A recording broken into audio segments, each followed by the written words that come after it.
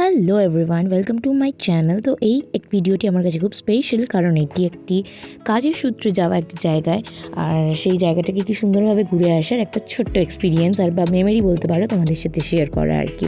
তো দেখতেই পাচ্ছ, এটা হাওড়া স্টেশনে পৌঁছে গেছি আমরা। আর এখানে গিয়ে মোটামুটি ট্রেনের জন্য ওয়েট করতে করতে বোর হয়ে গেছিলাম। তো তখন একটু মাকে ডিস্টার্বই করছিলাম। মাকে নিয়ে যাওয়া কারণ একটা কাজের পারপাসে যাওয়া ছিল, তো ওই জন্যই। আর সোলো ট্রাভেলার তো এখনও পুরোপুরি হয়ে ওঠেনি, তাই জন্য। তো আমাদের ট্রেন ছিল 11:25 PM হাওড়া স্টেশন থেকে মোটামুটি হাওড়া বিকানের এক্সপ্রেস। তো রাত্রির ডিনারটা বলতে পারো স্টেশনেই সেরেছিলাম। আর ট্রেনটা যেই দেখলাম দিয়ে দিয়েছে প্ল্যাটফর্মে, দৌড়ে গিয়ে এক্সাইটমেন্টে ফটো তোলা ভিডিও করা শুরু করে দিয়েছিলাম। তো দেখতেই পাচ্ছ, আমাদের কোচ ছিল S1 আর সিট ভালোই পেয়েছিলাম, উইন্ডো সিট। সো এই আমাদের ট্রেন প্ল্যাটফর্মে দিয়ে দিয়েছে, আর আমি একটু ভিডিও করে নিচ্ছিলাম।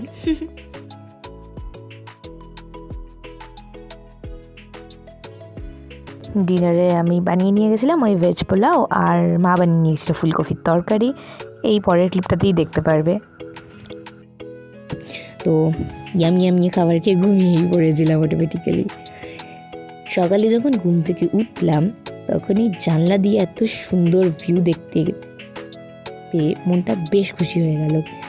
এই যে সুন্দর গ্রিন ভিউটা দেখতে পাচ্ছ, এটা মোস্ট প্রবাবলি বিহার বা ঝাড়খণ্ড এরিয়াতে, অ্যান্ড ইটস অলমোস্ট 9 o'clock তখন টাইম হয়েছিল, আমার যতদূর মনে আছে। তো ওয়েদারটা তো খুবই খারাপ ছিল, কিন্তু বেশ সুন্দর লাগছিল। জানলা খোলার দায় হয়ে যাচ্ছিল, এত ঠান্ডা ওই দিকটা।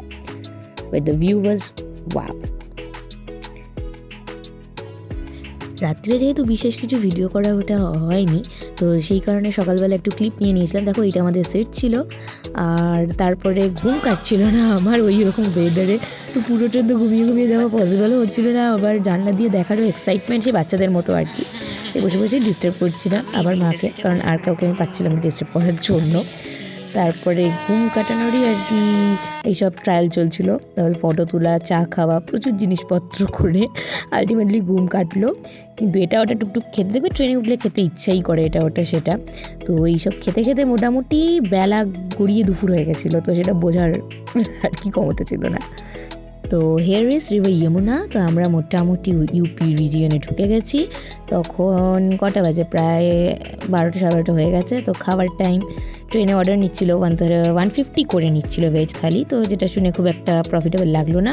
তাই জন্য IRCTCর অনলাইন অ্যাপের থ্রু দিয়ে আমরা আমাদের খাবার অর্ডার করেছিলাম। 130 লেগেছিল veg thali. Quality was good. 3টে রুটি ছিল, রাইস ছিল, আর অ্যাজ ইউ ক্যান সি এখানে একটা সয়াবিনের তরকারি ছিল, আর ডালটা ওয়াজ ভেরি গুড। ওই সব রিজিয়নে না ডাল, ইউপির ওইদিকে ডাল ইজ ভেরি নাইস। আর তার সাথে ছিল আচার আর স্যালাড। Food was tasty. আবার খাওয়ার পরে অ্যাজ ইউজুয়ালি ঘুম পাচ্ছিল।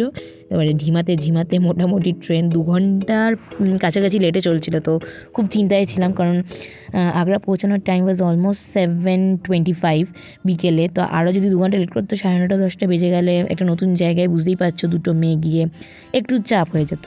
তো যাই হোক, as the name suggest, super fast Bikaner express. তো আলটিমেটলি ট্রেনটা টেনে ওই আধ ঘন্টা মতো লেটে 8টায় ঢুকিয়ে দিয়েছিল। সো খুব মজা হচ্ছিল তখন যে ট্রেনটা লেট করেও একদম পারফেক্ট টাইমে ঢুকিয়ে দিয়েছে। Here is our destination, Agra fort. তারপরেই নতুন জায়গায় গিয়ে লোকের যেটা কাজ হয়, রুম খোঁজা, একটা স্টের জন্য মাথা গোঁজার তো চাই দরকার।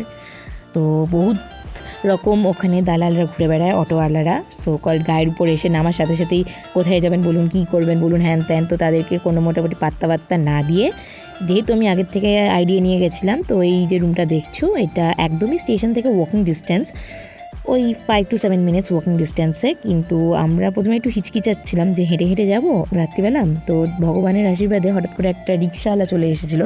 সে বললো 10 টাকায় নিয়ে যাবো, চলো। তো লিটারেলি 2 জন 10 টাকায় লাগেজ নিয়ে, খুবই মানে আর কি ভালোই লাগলো।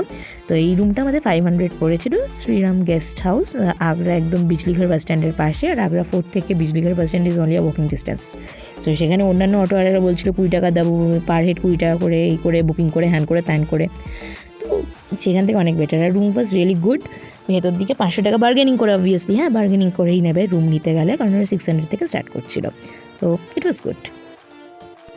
আজকের ভিডিও এই অবধি। নেক্সট ভিডিওতে থাকছে আমাদের সাইট সিনের ভিডিওগুলো। দেখতে থাকো, পাশে থাকো। Thank you.